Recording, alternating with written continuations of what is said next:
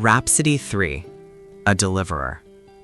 God raises a redeemer to free his people. Jacob's descendants, a family that had entered Egypt as guests, eventually became slaves. But although the empire's whips marked their backs, they were not forgotten.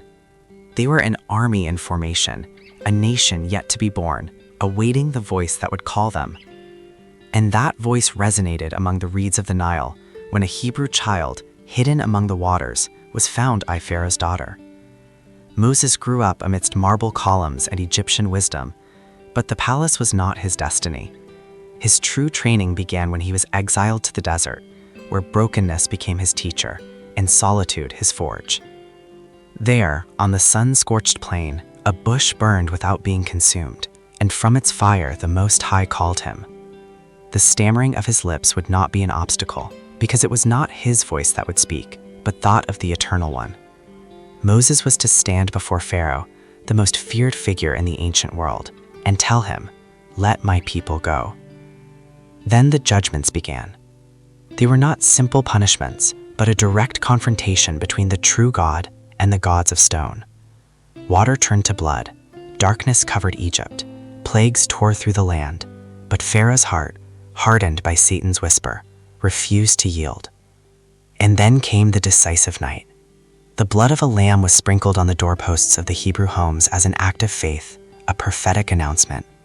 Where that mark was, the destroying angel passed over. But in the Egyptian homes, wails arose for the death of the firstborn. The pain finally broke the empire's resistance. Thus began the Exodus. A slave people, now free, marched towards the unknown, guided by a pillar of cloud by day and fire by night. The Most High opened the Red Sea for his people to cross with dry feet, while the Egyptians were decimated by the power of its waves. He fed his children with bread from heaven, made water gush from a rock to quench their thirst in the desert.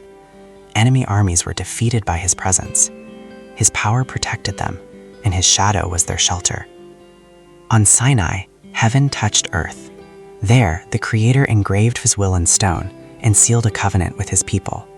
It was not a mere list of commandments.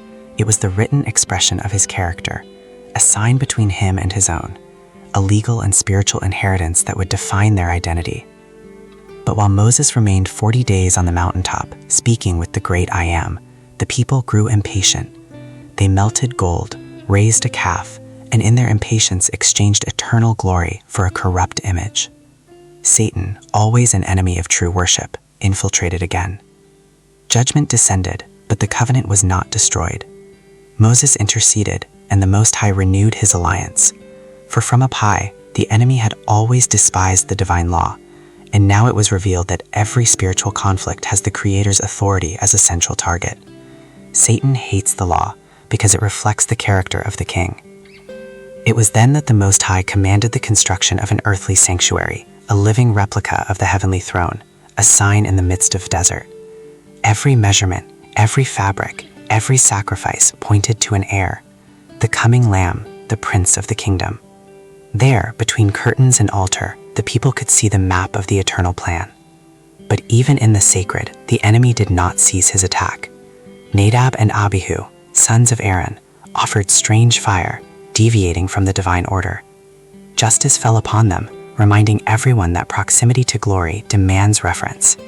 Through it all, the Most High taught that redemption does not depend on rituals, but on relationship.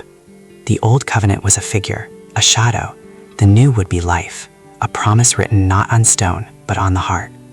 What God sought was not just a free people, but a transformed one. Thus, the kingdom descended into the camp, walked among the wanderers, and left at every lit altar a powerful announcement. The prince had not yet come in flesh, but his shadow already loomed over history. And Satan knew it.